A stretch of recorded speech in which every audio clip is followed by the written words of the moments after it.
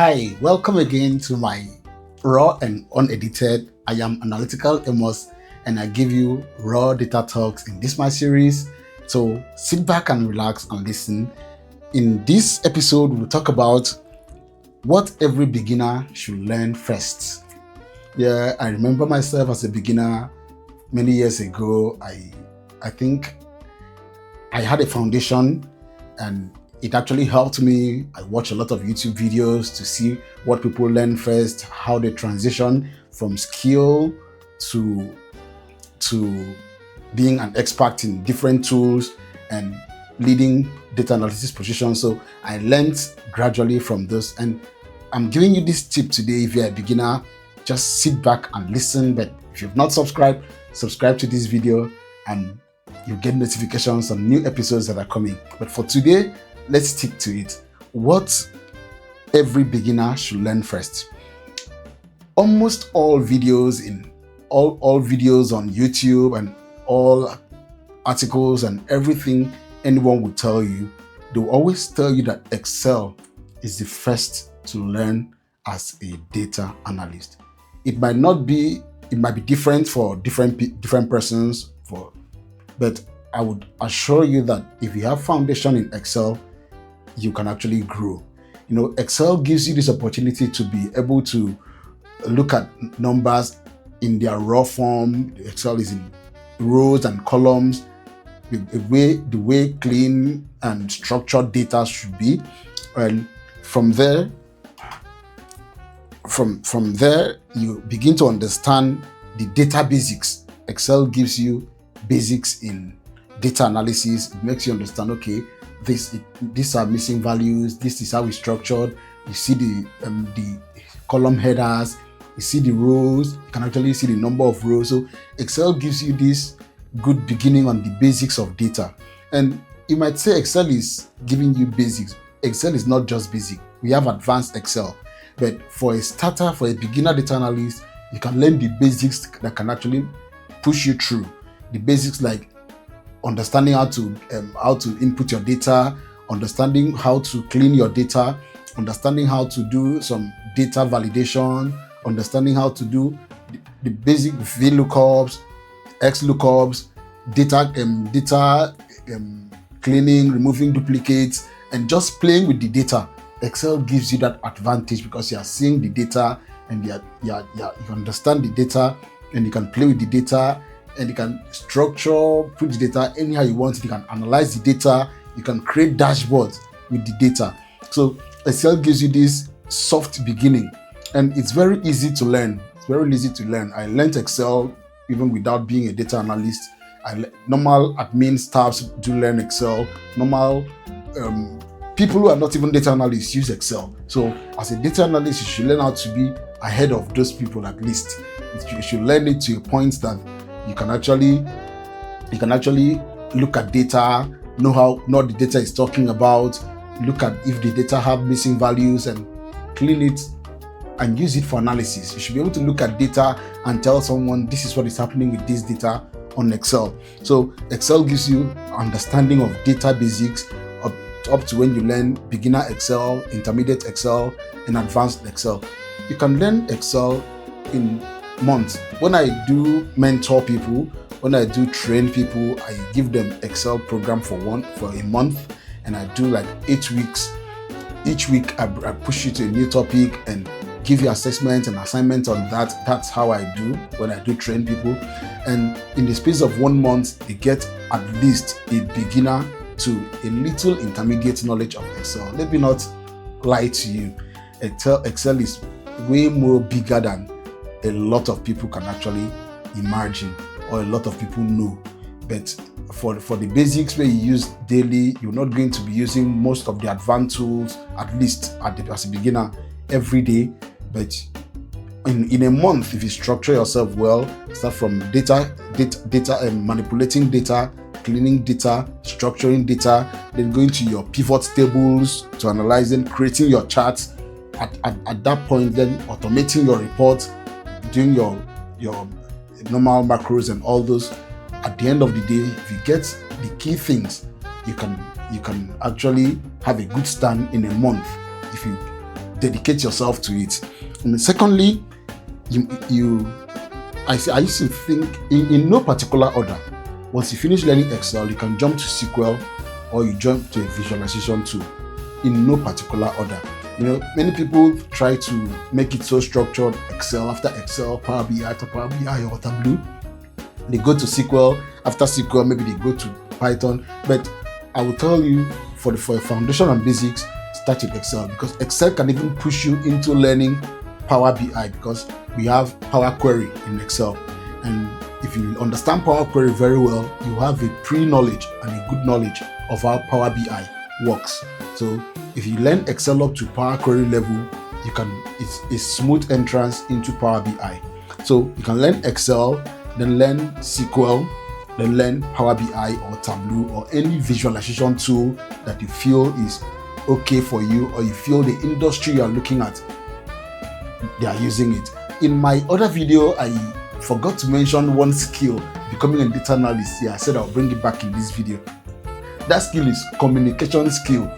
You have to be top in your communication skills as a data analyst, because you are the one to explain technical things to non-technical stakeholders. Your boss won't ask you, how many people did we get yesterday? And you told him, okay, if I'm using count if to see how many people. No, he just wants the answer, and he wants it in perhaps a dashboard where you can understand better, to see the graphs and the charts and say, okay, we are going up or we are coming down. So those charts actually help. So you need to have communication skills that can explain those technicalities that you have done with yourself, and put it in a way that they who are non-technical can understand and make business decisions with it. The core goal of your data analysis is that you should be able to bring insight that would change or affect or impact business decisions. Okay, let's go back. What every beginner should learn first. We talked about starting with Excel, learning SQL, learning SQL and Power BI. Then the one thing I will tell you, avoid confusion. That's the next thing I'll tell you. What do I mean by avoiding confusion? A lot of analysts that have crossed my path, when they feel so overwhelmed, they come back and tell me, I've done Excel, I've done Power BI, I've done SQL, I'm even doing Python now, I don't know what to do again, there's so many tutorials online. And I tell them, calm down. When I mean avoid confusion is, don't jump into Python immediately if you want to be a data analyst. If you want to be a data scientist or a data engineer, it might be different. But for analysis, you might not need Python at the beginning. I know a lot of companies now include Python as their stack when they are putting their job description out. They do it, but trust me, in my years of experience, I have literally come across many companies that put that on their job description, and at the end of the day, it was not even used. Pythons are used for maybe automating and writing scripts to scrape data, and as a beginner, you might not need that for now. You need to have the foundations that you can actually bank on to give you good analysis first before thinking of bringing in Python. If you are good with coding and Python already, kudos to you. That's excellent. You'll be ahead. But instead of coding in Python, learn SQL. Learn SQL as a beginner. It will really help you. So a simple roadmap I can give to you is learn one skill at a time without pressure.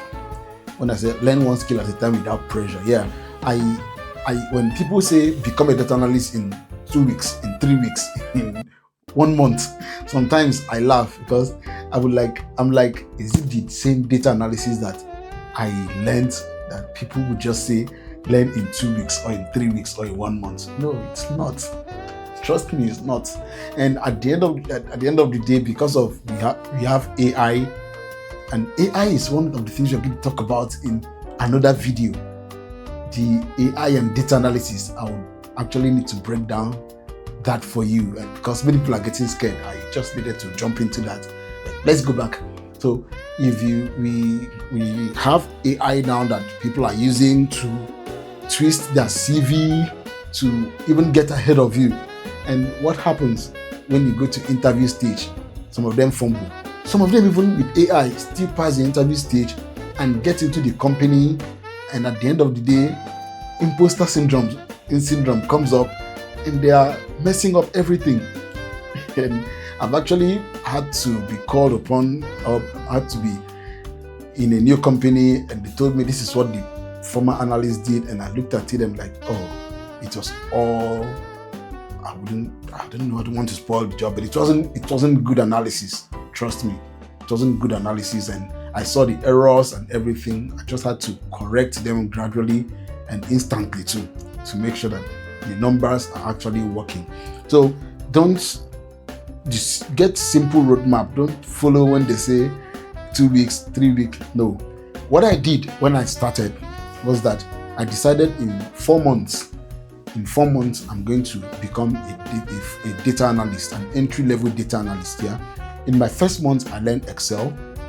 In my second month, I learned Power BI. And in my third month, I learned SQL. In my fourth month, what I did was project in all of them.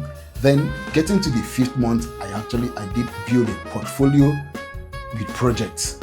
So I took like 5 months to even get to a comfortable place where I could apply for a job. And trust me, I got an internship role that lasted for about a year. In my internship role, I learned many things, and after that, I went to becoming a junior data analyst for a firm, and it was a smooth transition. I really enjoyed it because I spent time learning. I didn't just jump and say, today I want to be a data analyst and in 1 month, because you watch a lot of videos that tell you become an analyst in 1 month or 2 months or 3 months. You can actually be, if you have the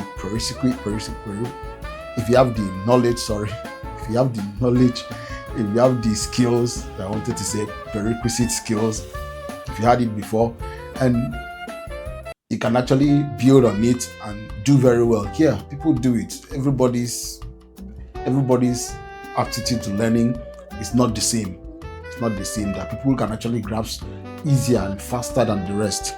But what I would tell you to do is have a simple roadmap. Personally, I used to paste my roadmaps on the wall. If you could see my wall then when I was learning, it looked as if I was going crazy. My friends come around, but at the end of the day, I understood each point. I'm like, okay, this week I'm going to learn VLOOKUP, pivot tables. Next week I'm going to learn this query, select statements, and where statement. This month I'm going to learn DAX, calculated. How do you call it in Power BI? Using the calculate function. I took time to learn all those things. So you don't just jump in and without a roadmap, you'll get confused. You get confused because you will be seeing videos pop up on your screen as far as you've subscribed to one channel.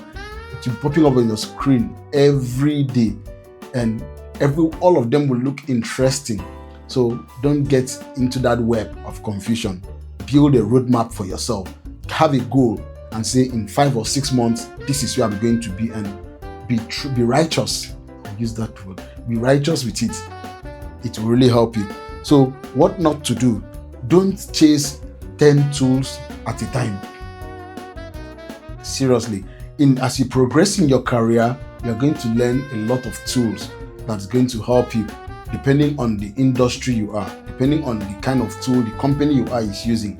I remember learning about 3, 4, 5 tools in a particular company, and they were not even Excel, Power BI, or SQL. They were product analytics tools, and I learned it in a particular company. I learned about 3 of them.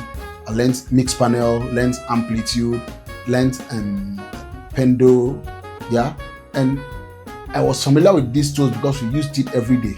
I've been in a company where I learned sales analysis in a sales, in a CRM tool, and all those kind of things. So it depends on, somebody should come and tell you, yeah, if you don't know this tool, you are not there. and you look at it, if the tool is okay for you and easy for you to learn, perfect for you. But don't go running around different tools just because you want to get a job easily. No. I've actually mentored somebody that learned only Power BI. Back in Nigeria, she learned only Power BI, and in 2 months, she got a job in Canada, and she was relocated. Sincerely, she was relocated. Just Power BI. She learned it to the point that she knew it very well. I remember some nights she would message me, I'm stuck on time series analysis, I'm stuck on this, can you help out? And I'm like, okay, this is what you have to do, this is what you have to do. And in a space of 2 months, she was good. She went in, wrote the Microsoft Power BI Data Analysis Associate exam. She passed it. A company reached out to her for consulting. Can you analyze this data for us? And she did it very well. The next thing, they asked her, can you join us? And off she went to Canada from Nigeria. So if you can be very diligent with knowing one tool at a time very well, it will really help you. I know there are a lot of tools coming up in data analysis presently, and you might be tempted to go learn this, learn that. At the end of the day, you are overwhelmed. Don't be in that position. So I will stop here. I've mentioned what every beginner should learn first. I mentioned Excel, SQL, Power BI. I mentioned you should avoid confusion. I mentioned you should have a simple roadmap.